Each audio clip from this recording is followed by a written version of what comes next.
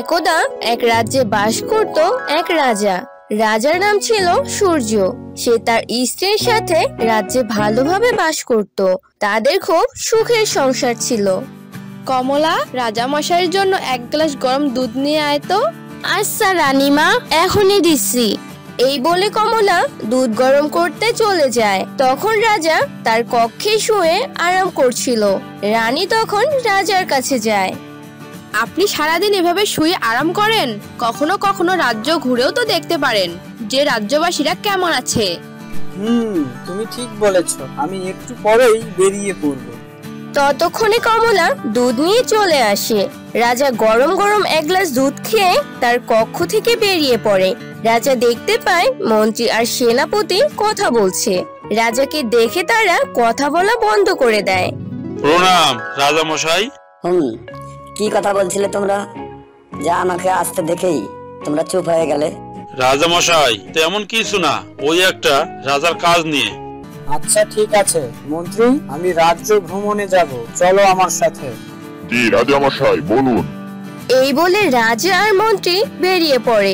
কিন্তু রাজার মাথায় শুধু একটা কথাই ঘুরছিল, যে তারা কি এমন কথা বলছিল যে তাকে দেখা মাত্রই কথা থামিয়ে দিল। এই চিন্তা ভাবনা নিয়ে রাজা রাজ্যে হাঁটছিল। তারা কিছু দূর এগিয়ে দেখতে পায় দুজন ব্যক্তি কথা বলছে। রাজাকে দেখেই তারা কথা বলা থামিয়ে দিল। প্রণাম রাজা মশাই।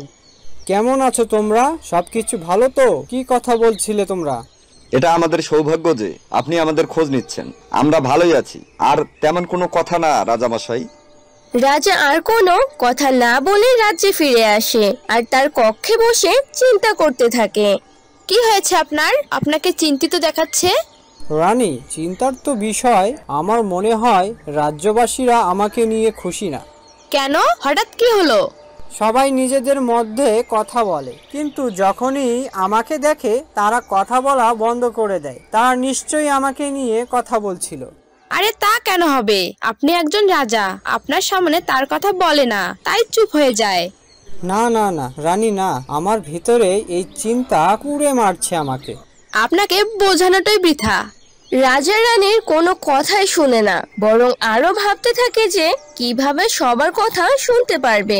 চিন্তা করতে করতে অবশেষে একটা উপায় বের করে। হ্যাঁ, ছদ্মবেশ নিলে কেউ আমাকে চিনতে পারবে না, আর আমি সবার কথাও শুনতে পারবো।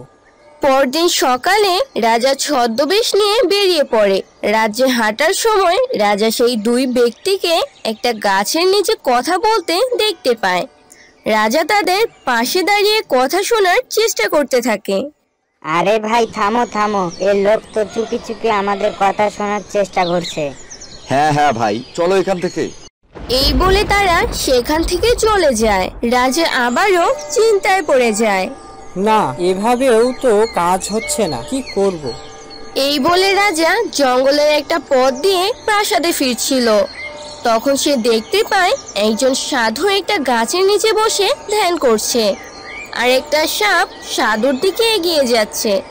সাপটা সাধুকে কামড় দিতেই যাবে, তখন রাজা একটা বড় লাঠি নিয়ে সাপটাকে মেরে ফেলে। সে চাচ্ছিল যেন সাধুর ধ্যান না ভাঙে, কিন্তু তার ধ্যান ভেঙে যায়। বাছা, আমাকে ক্ষমা করুন সাধু বাবা, আমি চাইনি আপনার ধ্যান ভাঙাতে। তুমি আমার জীবন বাঁচিয়েছো। আমার কাছে কি চাও তুমি বলো, যা চাইবে তাই দিব। সাধু বাবা, আমি চাই সবার মনের কথা জানতে, যেন দূর থেকেও সবার কথা শুনতে পাই। এই ব্যাপার, তবে আমি তোমার কান জাদুর করে দিচ্ছি। তবে হ্যাঁ, একটা কথা মনে রাখবে, তুমি ততক্ষণ সুখী যতক্ষণ না অন্যের মনের কথা জানতে না পারতে। যখন তোমার মনে হবে যে তোমার এই জাদুই কানের প্রয়োজন নেই, তখন সেটা আবার আগের মতো হয়ে যাবে।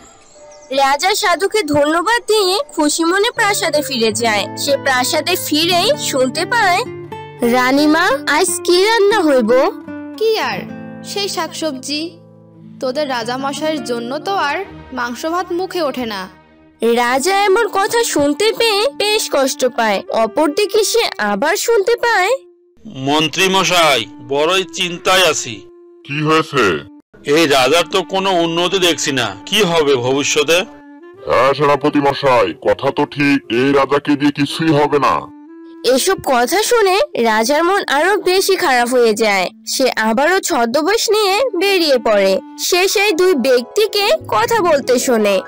ভাই, রাজ্যের অবস্থা দেখেছো? ফসল হচ্ছে না পানির অভাবে, পুকুর কাটতে হবে। আর এ কথা রাজাকে বলতে গেলে বলবে তোমরা খাজনা জমা দাও, তারপর সব ঠিক হবে। না না, আমি আর সহ্য করতে পারছি না। এই বলে রাজা দৌড়ে সে সাধুর কাছে যায়। বাবা, আমার এই কান চাই না, এই জাদুই কান চাই না। বাবা, আমার এই কান চাই না, এই জাদুই কান চাই না। তুমি ততক্ষণ সুখে থাকবে যতক্ষণ তুমি অন্য কারো মনের কথা জানবে না, কারণ সবাই তোমার ব্যাপারে ভালো বলবে না। মুখে ভালো বললেও মনে অন্য কিছু থাকে। আমি বুঝতে পেরেছি সাধু বাবা, আমি আগেই ভালো ছিলাম। অন্যদের এসব মনের কথা শুনে নিজেকে ছোট লাগছে। রাজা যেহেতু তার ভুল বুঝতে পেরেছে, তাই তার কান আবার আগের মতো হয়ে যায়।